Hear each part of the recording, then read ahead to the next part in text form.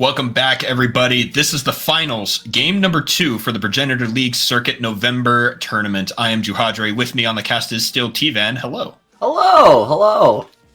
T-Van, we just watched game number 1 go pretty much how you predicted based on the draft, and now we're going into game number 2. Fall Guys have chosen Red Side once again. What adjustments do you think we're going to be seeing when we get Champ Select up here in just a minute or two? Yeah, I made a joke just a minute ago of like, salty run back maybe, but It's funny. I don't think it's going to happen. I think that if one team is willing to play something very scaling heavy, like we saw Team Unknown be willing to play, I think the only answer is either go all in on an early game, what I would consider like an LPL draft of something very high tempo, very aggressive, and you have to play perfectly for it. Or you have to also start matching the scaling and start playing towards your own.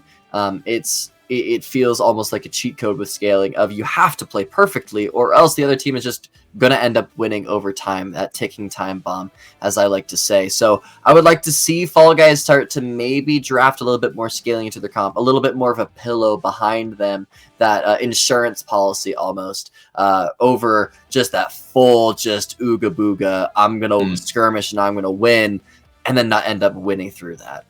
Right. And I think the Team Unknown ban there on the Darius is very smart. We've seen East Phantom use it to great effect. It's a very powerful pick for them and would do what you're talking about, right? It gives you the pressure in the lane. You're able to push really, really quickly with that hemorrhage passive dicking down. And so Team Unknown understand that they don't want to see that up in the top side. Yeah, East Phantom is always a player that just ends up winning his lane and always has some sort of pressure on the map. Do I want them to start putting all of their resources into East Phantom? I don't think so. I think East Phantom does a great job of finding his own leads with his own resources, which allows the jungler and mid laner to play towards bot and start recuperating over there. But I would love to have him have a little bit more agency with his champion.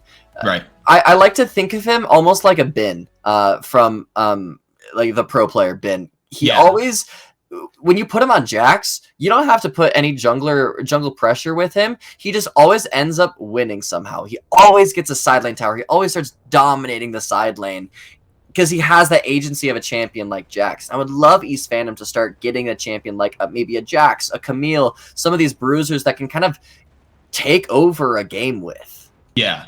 And what comes to mind is when Slick played Kiki on the Fiora and how effective that was. That's something that I don't think would be too bad to see, is a champion like that can really run over the game. Irelia, I think, is another great example of a champion like that. But we'll have to get to that in a minute because the draft has already adjusted with the Aurelion Sol and Seraphine ban and the Amumu Jarvan locked in. Interesting. I'm curious to see. I like the Jarvan pick because that does kind of spell to me that for me, if you're going to be playing an early game comp or something with a little bit of agency early game, Jarvan is a very easy champion to execute because you kind of just know that he just wants to kind of fight. He wants to fight. He wants to gank. He has great CC, decently reliable, and his ult also prevents a lot of AD carries from being picked. It's really difficult to play something like an Ashe or Misfortune or even Xayah when you're playing Jarvan because you just lock him into the ult and you can literally flash ult a Xayah and then EQ out. And if Xayah doesn't have flash, she's stuck in there. Even if she has her feather dance, she's still in the wall. Exactly. The Taric, though, is very interesting for me, though. I want to say it's a takeaway pick because Kiroro is very good. It's something that Team Unknown has used to great effect. And I think that Gapt is wanting to experiment with that. Maybe he's been practicing it. I've seen Taric rise in popularity in some places. And I do question the Varus pick. I know Calavir is really comfortable on it, but he falls into that same camp you were talking about with the Misfortune and the Ashe of if Jarvan ults you, you're stuck. Yeah. The only thing that I will defend the Varus being is he is a champion that can almost like stand can become a turret, especially on hit. Mm-hmm. He can kind of just like, if he is able to spec into tank items, which we didn't actually see him end up doing last game, but in some games you can just kind of go like Bork Ginsu or Bork like Terminus into like a Jak'Sho. And so if you're able to do that with a Jarvan on top of you and they don't have a lot of damage, you can kind of just stand still and hit them. And they're also forced to be in your range. And if you have that lead, you're able to fight back, especially with something like a Braum next to you. I am a little worried about this Taric, though, and I kind of like it because of the Amumu first pick, as, like, Amumu needs to go in, and as Amumu sends in that first bandage toss, you can just ult and deny that play, and it's unlocking a combo like Neela Taric, which I think will actually kind of destroy this Varus. I now eat my words, like you're saying. Varus, if you just look at Victor, Jarvan, Taric, Varus feels a little bit comfortable. I mean, not super comfortable because Victor's going to eat you alive, but in a Jarvan ult and you have to face against Nyla, Victor, Taric, that's not great. Yeah, you're not having a good time in that, bro. That Thunderdome is not fun. Well, the Ahri is locked in for death as well to go against the Victor, and we're going to get our top lane picks here at the very end.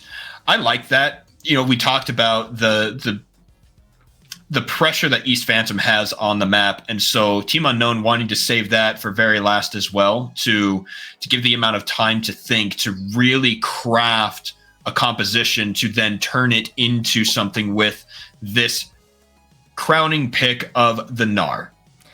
I do like this Gnar pick. It is going to unlock some of those carry champions that we were mentioning earlier. I don't know if East Phantom is an Aurelia player, but Aurelia is like the Gnar answer. Yeah. It has always been. Aurelia obviously has not been in the meta for quite a while just because of how difficult she is to be able to succeed in team fights with later on in the game. I will say in the most recent patch, and a lot of people haven't talked about it, the Aurelia change where her passive stays up and also does the passive damage on towers is a huge change. Because if you've ever played Aurelia, and I know I'm a support main, but I'm also a big Aurelia player, and I have been for a while for some reason. It's because of my ADHD. But like, it's actually the worst feeling in the world when you're side laning.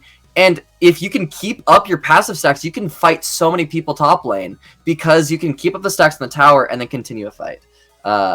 Obviously, we're not going to see Aurelia here because it is Zac locked in, which is going to cement this team fight comp that the Fall Guys was drafting. Mm-hmm. Unknown, though. Oh, I don't know. This draft is insane. It's interesting. One of the fun I think they switched it up a little bit. You see Smite on Kiroro and Ignite on Bad Guy Teemo.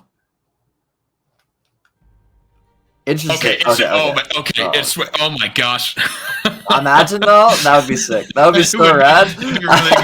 I would be so down for that. That would be so cool. Oh man, it killed me. The overlay killed me. I'm dead. All right.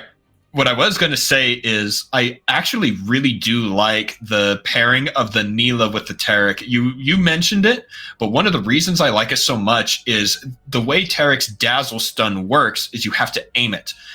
If you're ranged, it's harder to aim because you have to be close enough to actually land it, and it's usually around your auto attack distance. If you're Neela, you can be right next to your target when that gets cast. And so that's going to be a very easy way for them to land that stun combo. And if you land that stun, then you instantly Neela ult, right? You throw out that first damage and suck them back in. They can't move. They're stunned for the entire duration of the cast. And so that combo is going to be really, really silly, especially when we get into the later parts of the game where the Gravity Well and the Cataclysm are going to be holding people in one spot. Yeah, and it's PTSD warning, but there used to be a very big strategy of the Master Yi Taric funneling strategy, and it was because of the same interaction where you could start the stun, Master Yi would go into his Alpha Strike, and it's a guaranteed stun because you spawn right on top of him. The stun is right there if you time it perfectly, and Neela kind of has that same agency where she can dash on top of you when that stun is starting to charge, and it almost guarantees the hit. It's very difficult to outplay that. I will say, though, Team Unknown does have a decent amount of flexibility around the team fight that the Fall Guys is showing. Ahri is able to escape a lot of that early burst. Nilah kind of has a hard time sticking onto Ahri. Braum and Amumu actually do a decent job of disrupting their team fight. Braum ult is going to be allowing to give Varus a little bit more space. That CC lockdown from Amumu is going to shut down a lot of the damage of Nilah and Zac and that follow-up, and might be able to keep Varus alive for what he needs to pump out enough damage. And Gnar on top of that also disrupts these team fights very, very well. So I do think the Fall Guys has an easier draft to play, but Team Unknown has a lot of tools to deny what the Fall Guys need. And at the same time, the Fall Guys, their damage profile is a little bit awkward. Their only like main damage sources are Viktor and Nilah. And Nilah is not a consistent damage dealer. She's really awkward with the way that she outputs damage, especially compared to a lot of damage that Team Unknown has. And I have found that as well. I love playing Nilah. It's more burst than consistent, but you build crit. So it's awkward, like you're saying. But on the other side, there is a lot of shred damage, not just on the Varus, but if Gnar is in mini form, his W gives him that percent health damage. It gives him the attack speed and the movement speed using hyper, and you can really get a lot of damage down, especially on the Zac, on this tanky Taric, on the Jarvan, with those two auto attackers. And so this one is going to be a close one. Game number 2 between Team Unknown and the Fall Guys here in November. Will this be a 2-0 for Team Unknown, or will we go the distance with a Fall Guys victory? For me right now, my eyes are going to be peeled for bot lane. If Elijah starts to be able to unlock himself and get a lot of kills early on and get that gold lead and shut down Varus, this game is going to be very difficult for Team Unknown. They do, and like we were saying before, they do have answers for this Nilah Taric, but if they can just start hitting people with their wallets, that's not really going to matter.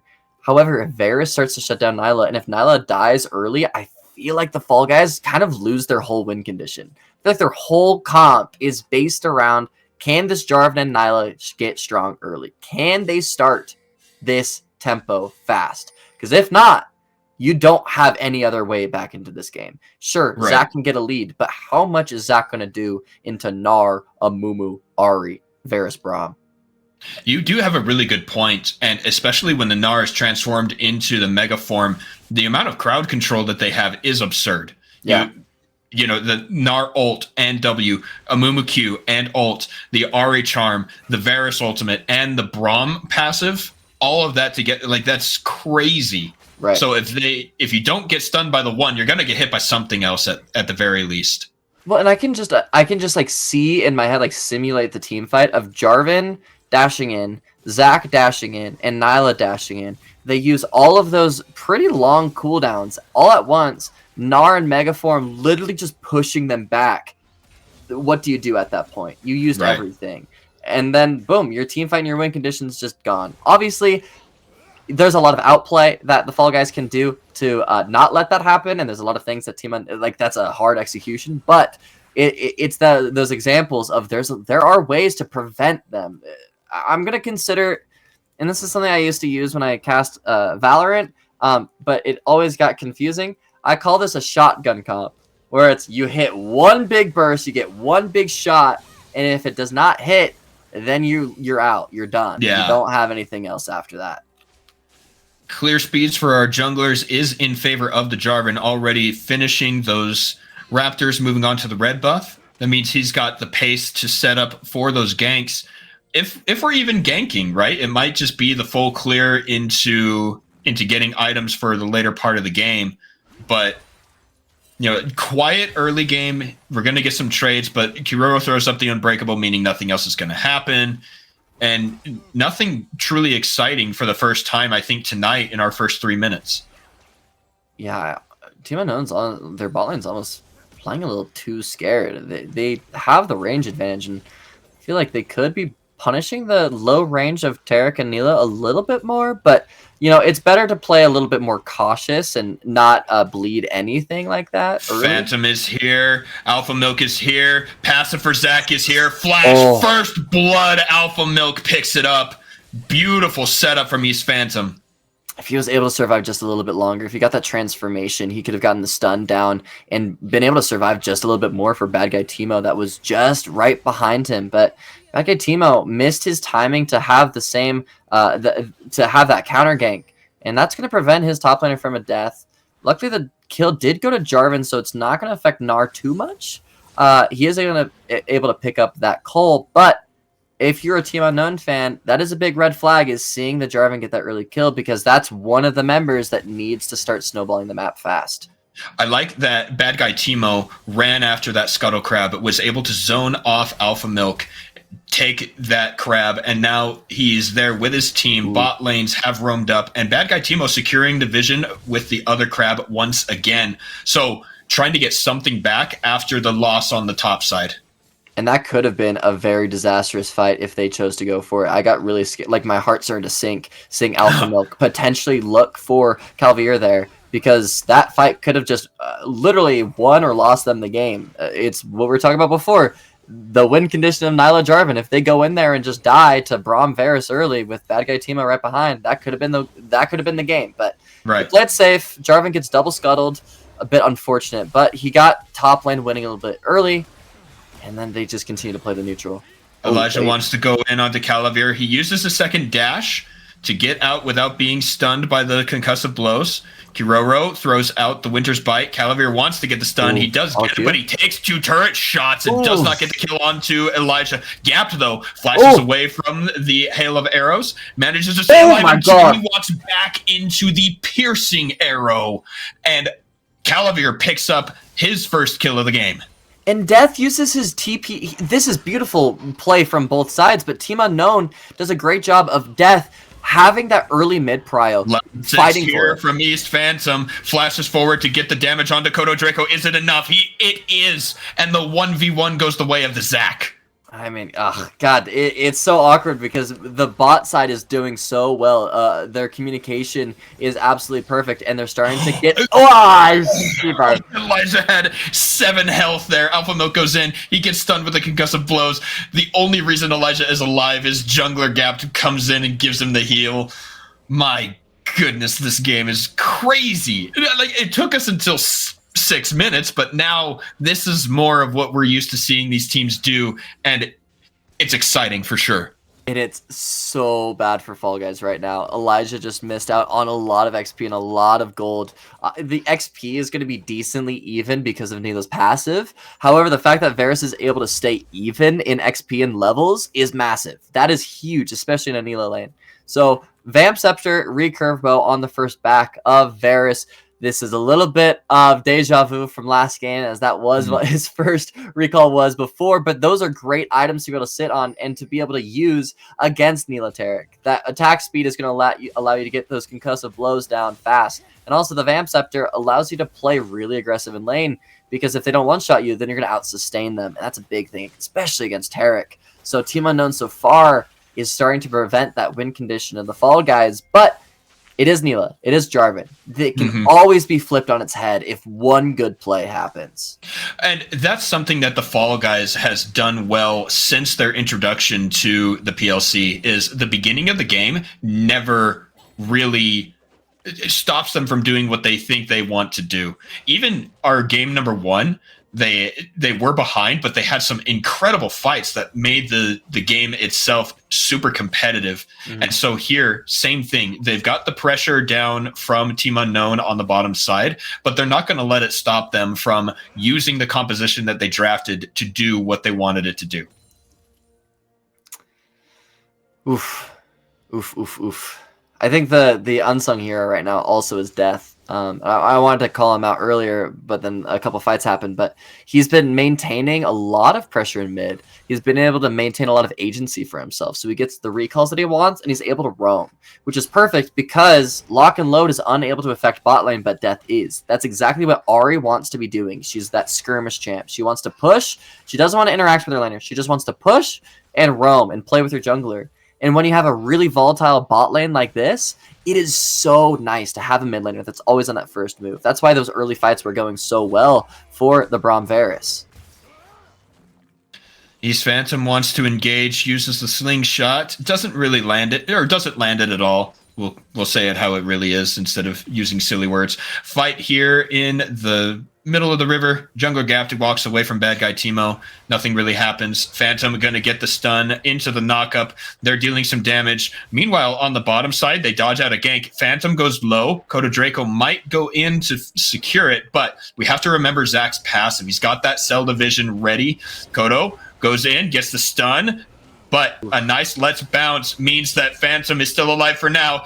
Takes a turret shot, and now Kodo Draco has the opportunity with another turret shot. I don't think he's strong enough to get the kill, but it's really close. He does. Kodo Draco gets the kill onto East Phantom. Flash from bad guy Teemo. Cleanse is used. Cosmic Radiance comes down. Stun to dissuade any further attack.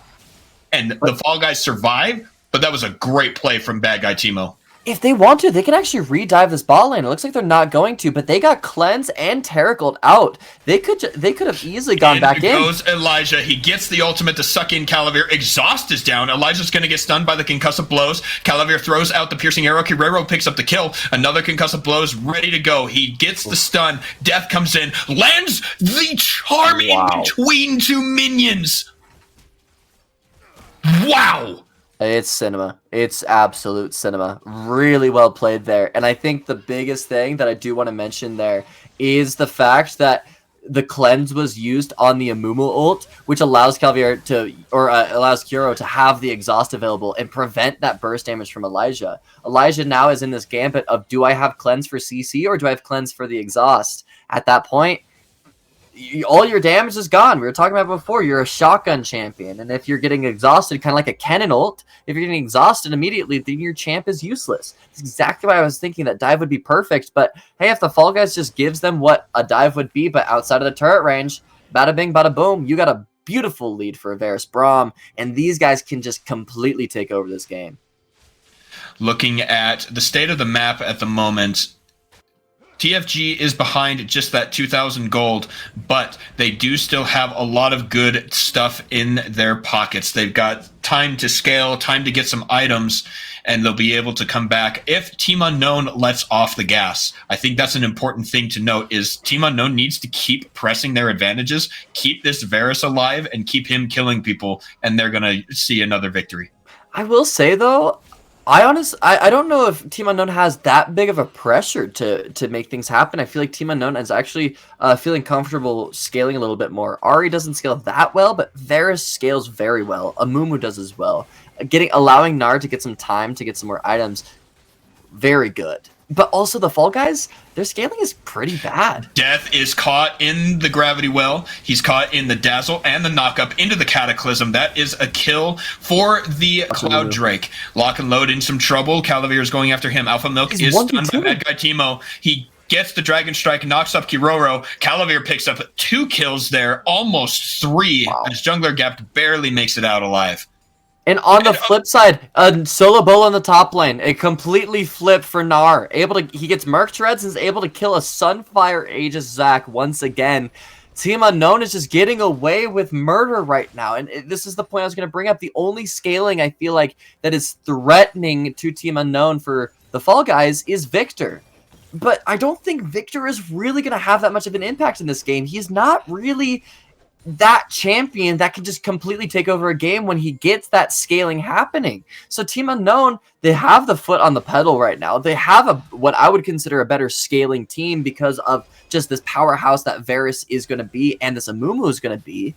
And the Fall Guys are starting to lose any sort of option to get back into it. Alpha Milk wanted to go after these grubs, but he saw the roam coming up and knew he had no pressure and has to flag and drag over the wall, and that's 6 grubs to Team Unknown. 6 grubs is absolutely brutal because you have one ranged champion on your team to clear waves. It's Victor. And yeah, he does do a decent job of wave clearing, but I can just imagine in like 10, 15 minutes when Team Unknown gets Baron and Victor is no longer able to one-shot waves, and you have 6 grubs, you're just knocking down every single door. Ahri and Gnar are great side laners, and with 6 grubs, they're able to just destroy towers. Varus is completely safe in the mid lane as well, and he will shred your tower. It does not, you can just feel it, right? You can just feel it. The Fall Guys just does not, they don't feel like they are in this game right now. They need something to happen. They need something to work. Just a good team fight, something coin flip, and it might just be this top lane play. Kodo Draco has lost the mega form. He dodges out East Phantom's engage, and now the rest of the Fall Guys are probably looking for this Rift Herald, or I guess they just have to reset at this point because Alpha Milk is so far away. Calavir might be the target.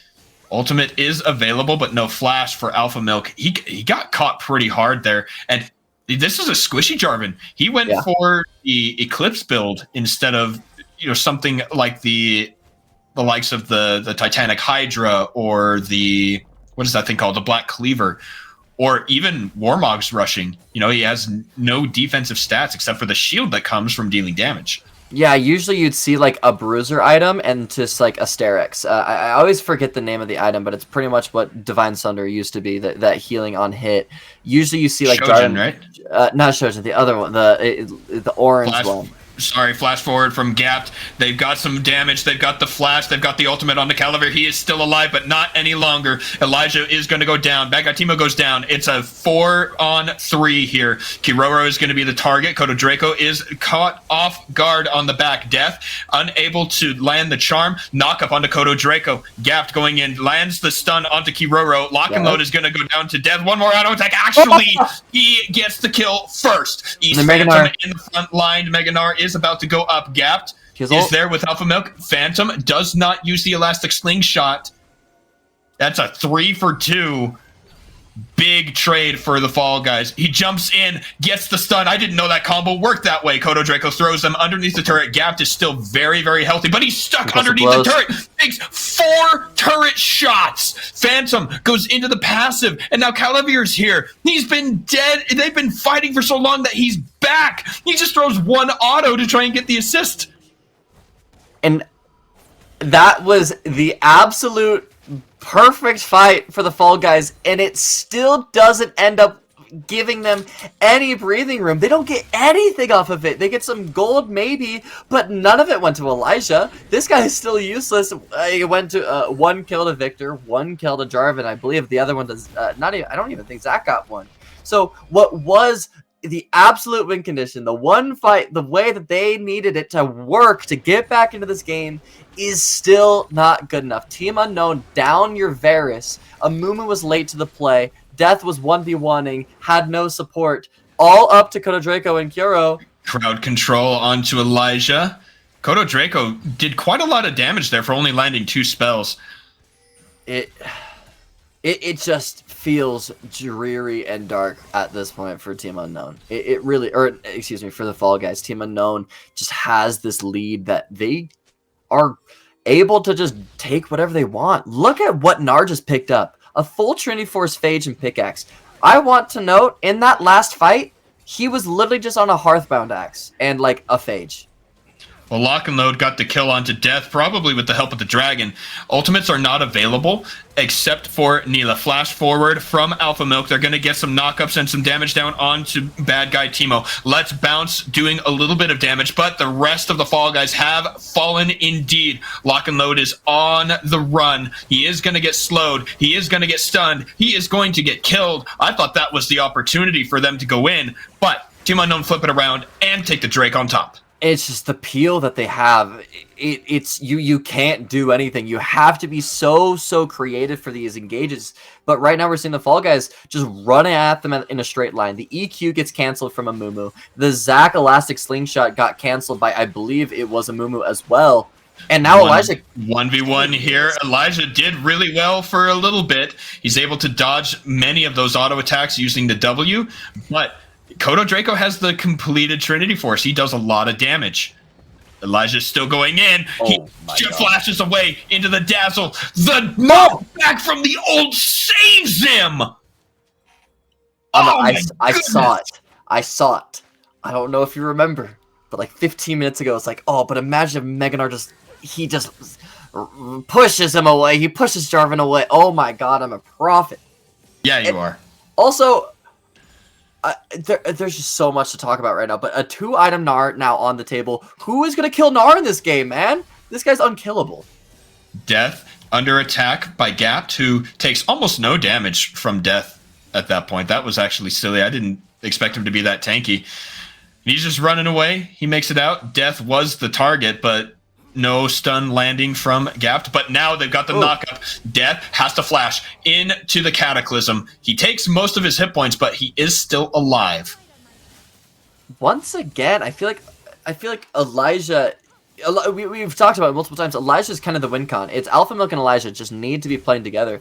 But we have not seen them together on the same screen for so long. And at this point, Elijah is now just a melee minion for the Fall Guys. He's not able to do anything. He's being isolated. He's just because he's a melee minion. Phantom just gets wrecked here by Kodo Draco.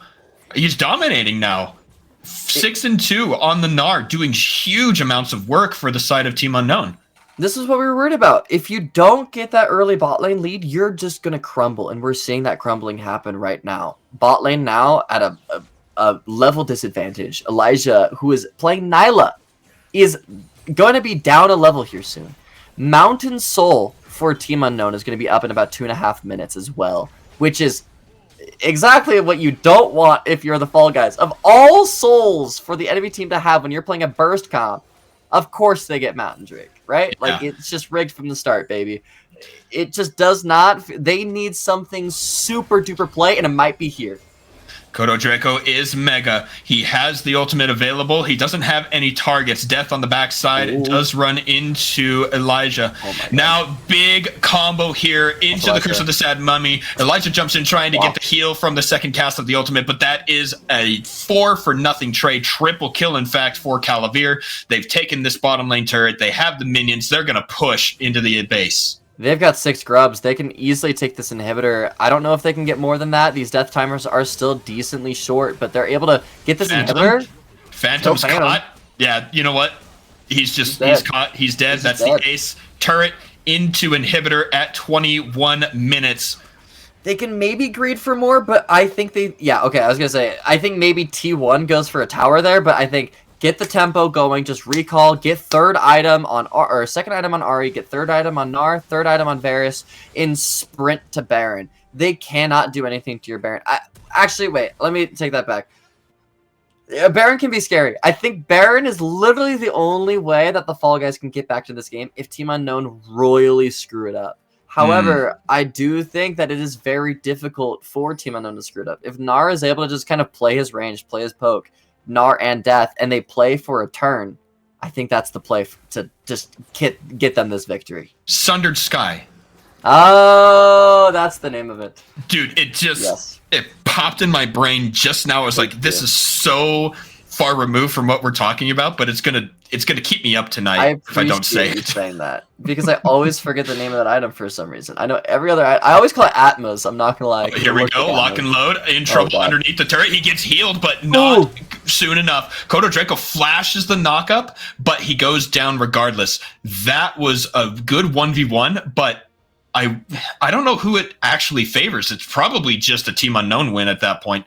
Elijah sneaks right past that hit. Oh my goodness! Elijah gets caught between 4 of them. That was going to be the sneakiest play since High in season 4. Oh my god! I've seen a certain Cloud9 support sit in that bush for like 20 minutes while his Nexus is getting exploded. To be honest, but also I was going to say, I feel like the Fall Guys actually take that 1-for-1, but Elijah getting picked is now going to give them Soul for free. Yeah. And it's going to give them the tempo to start setting it for Baron. I feel like what they should be doing right now is Hero should already be reset. Have some fresh wards to be placing right now around Baron. Reset once again with his team now that Soul is online, and then start hitting the Baron.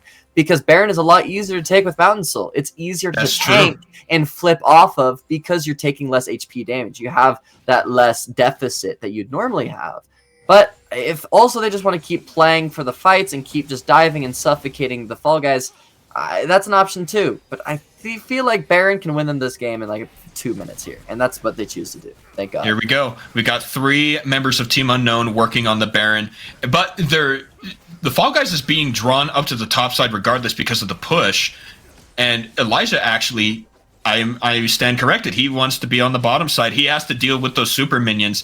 Gapped almost goes down to the combo of Kodo Draco, slowed down from the boomerang, and he is killed. They're going to get knocked up into the Victor ultimate as well. They almost one-shot death, but it is not quite enough. Kodo Draco has to leap away. Flash forward from Lock and Load. He does one more auto. He does pick it up. It is still a 1-for-1, but the Baron went over to the side of Team Unknown. Yeah, and now they have the advantage of Taric being down. That's one of the only tools that they have to survive the dive of a Mumu Bandage Toss into that Curse of the Sad Mummy. These minions are so tanky. Look how much of a struggle it is for Victor to clear these minions. It seems they're going to fall back, actually, and go for this top tier 2, maybe match with Death's TP, but I feel like they can be playing a little bit more. Like you were saying before, Elijah's forced to stay bot, so effectively it's a 3v5. You might be looking for your Kyoro, but I don't know if that's the play that you want. Calavir is here. Alpha Milk goes in. He gets the knockup, but is caught by bad guy Teemo right there. Cosmic Radiance is used. They do not get the stun.